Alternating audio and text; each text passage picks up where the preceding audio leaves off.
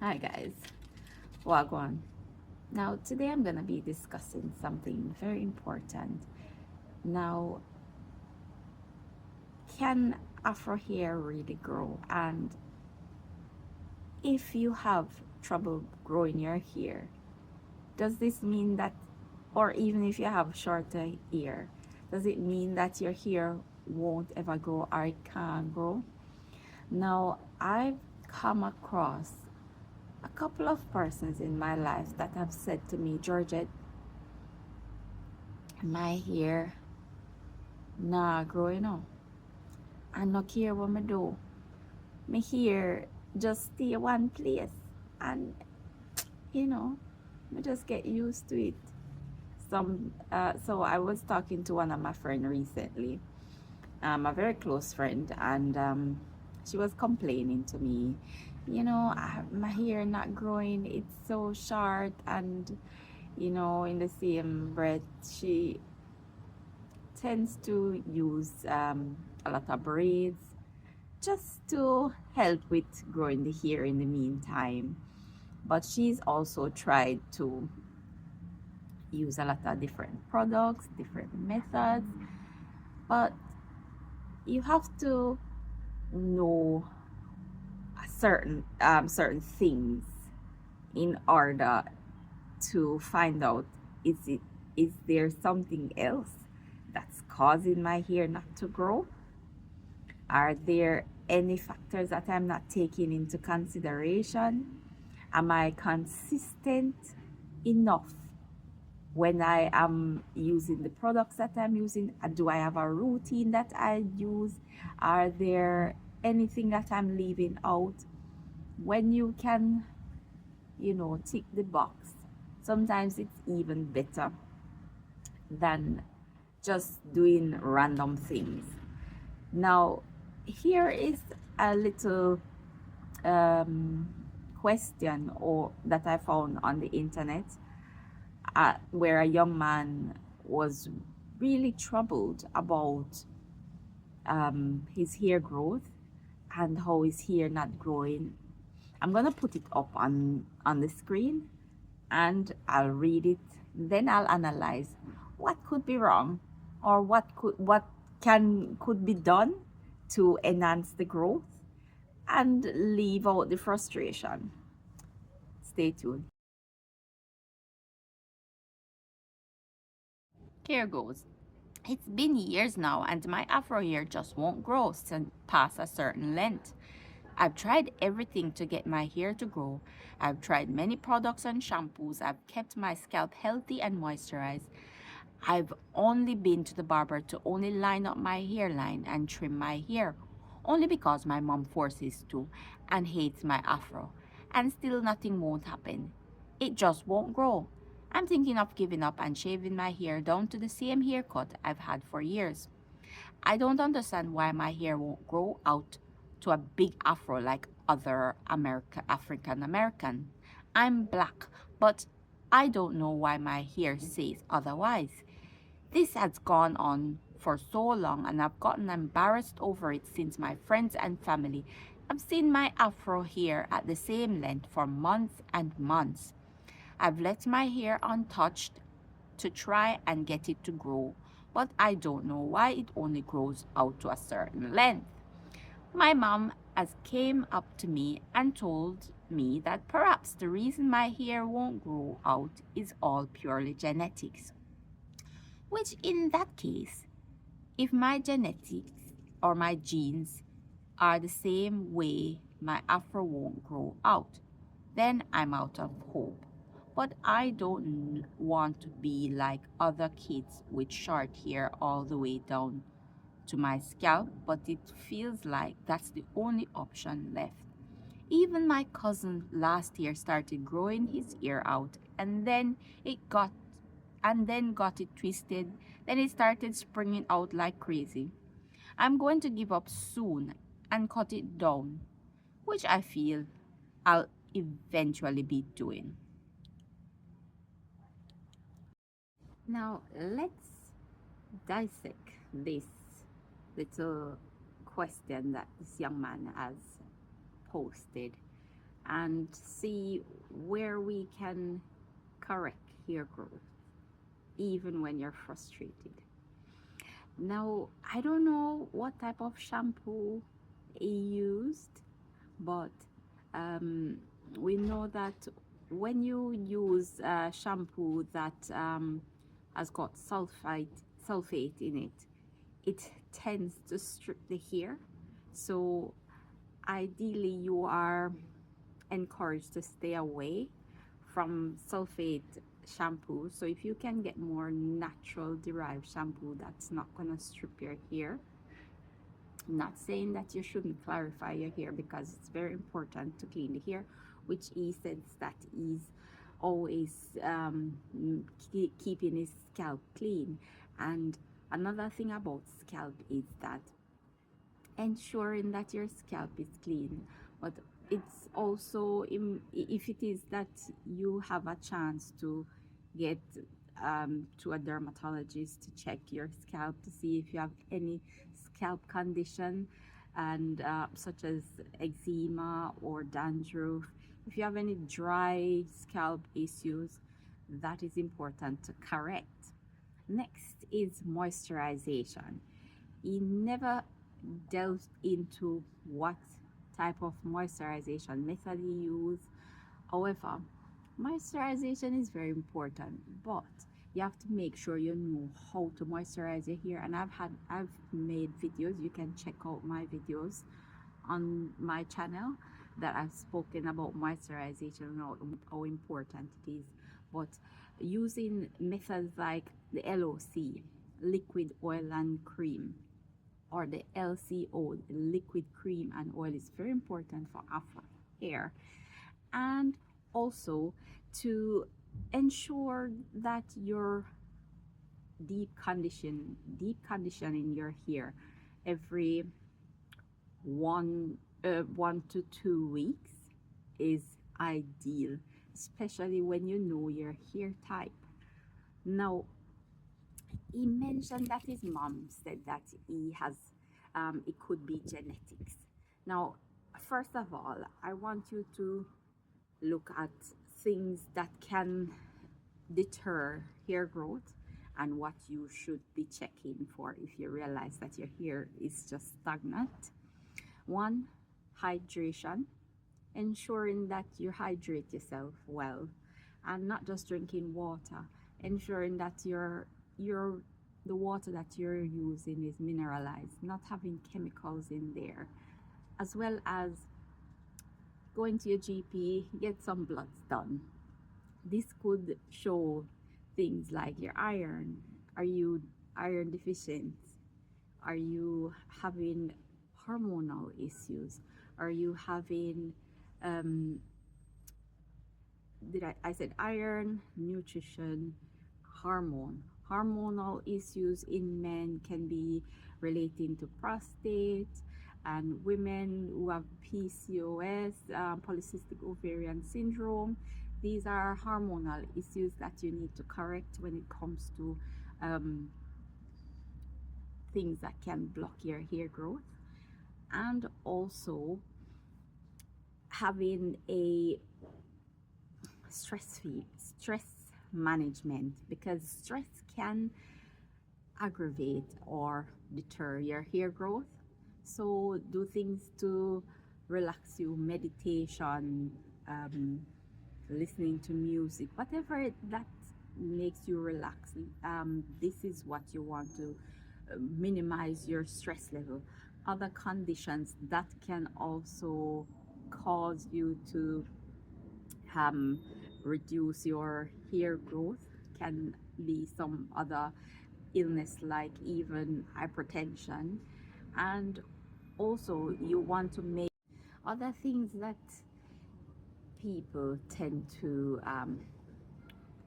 struggle with, things like androgenic alopecia.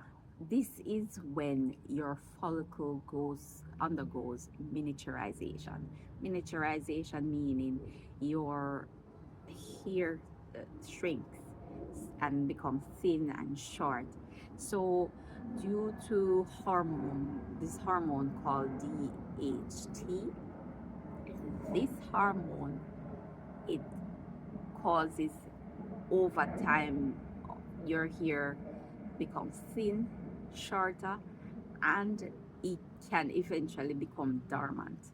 Now, before I go ahead to tell you whether this can be corrected, you have different levels of this androgenic alopecia that some can be reversed, mild to moderate. If it's severe, that means sometimes it's very hard to even bring it back. But genetically, some persons are more likely to be able to resist this process. And this is probably the only genetical issue. But you can identify it in your family. However, there are some other type of alopecia which is stress related. It's called telogen effluvium. Things like it causes shedding of the hair, and things like illness, stress, hormonal changes. These are all things that can be reversed, right? And I have also I'm big on knowing your hair type, and I will talk a bit about that in and go through it in my e where I have gone through it in my ebook, and just to fill you in a little bit more on knowing your hair type and how important it is. So all of these factors come in together for you to investigate, and when you find out all of these things and you're able to correct it, then you now have to be able to start your treatment and give yourself time, because you need time for your hair to grow. As give yourself at least um, 3 to 6 months after that treatment to really see the progress that it's going through. Don't just say, oh, I've been doing this and I've been doing that, and I don't see any changes. And I mean, sometimes you can change up things, but start right.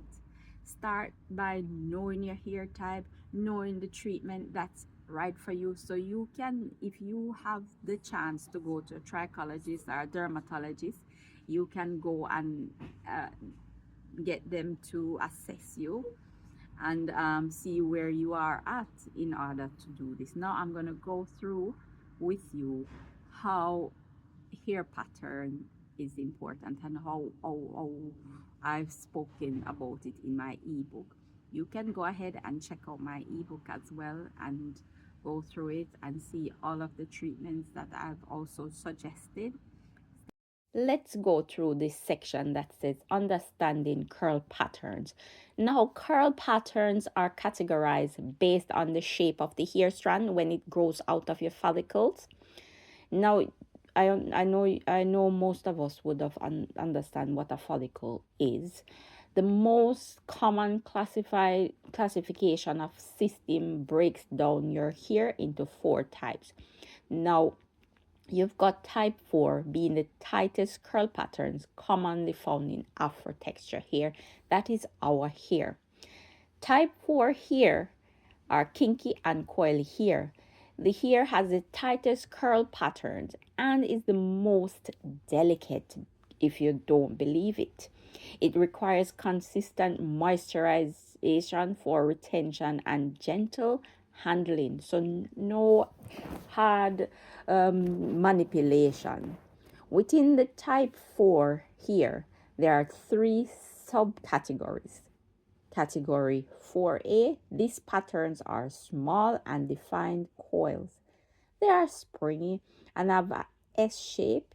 It tends to retain moisture better than the 4B and the 4C, but are still experiencing dryness.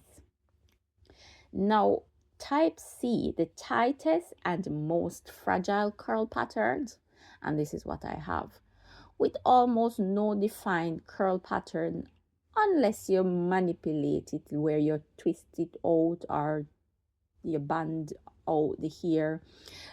Things that, like if you do a twist out, you'll see the curl pattern more, and you require intense moisturization for retention techniques.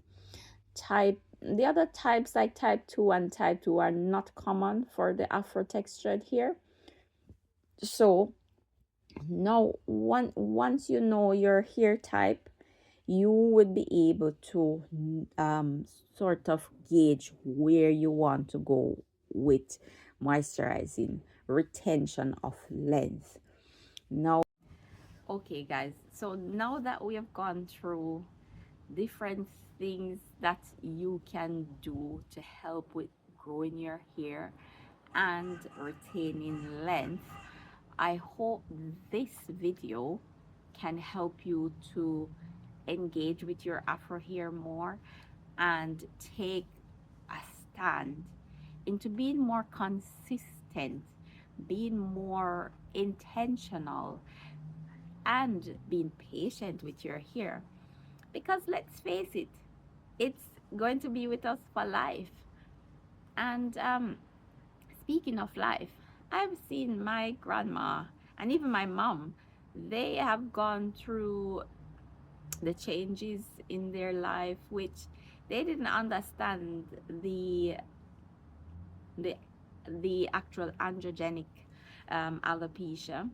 So now you can see in their later years, my grandma is about 84 at the moment, and my mom, she's in her 60s, early 60s, and I've seen where her hair has changed drastically, where she's lost a lot of her hair length and the thickness of the hair. And I can say that this is something that we all have to be mindful of when it comes to changes with the hormones, and that can become permanent, and we accept it to say, oh, we get older and this is how my hair is going to be for the rest of my life. But there's so many things that you can do, and at the moment I am helping my mom to be able to reverse that. And it does take intention. Sometimes we are busy in life, and we don't think that it's important to spend time with our hair and ourselves. And this is something that when we are growing older, we tend to just say, that is how my hair is going to be, because my mother hair was like that and my grandmother hair was like that. So it no matter what I do, it's inevitable. But it's not. Remember, our hair is our crown, it is our legacy. And what do we do with our legacy when we just stand by and let it just slip away from us? Come on, guys. I hope this helps, and I hope you enjoyed this video. And if you have enjoyed this video, why not subscribe, like, and share, and engage with my videos. And also, don't forget, I have my ebook in my bio. It's You can click on there and purchase this book so you can understand your hair type and follow different methods that I've outlined in my book in order to get your hair healthy, get your body healthy, in order to foster a better hair growth and a better life, and feel more comfortable in yourself. I love you all, and thanks for watching. Bye for now.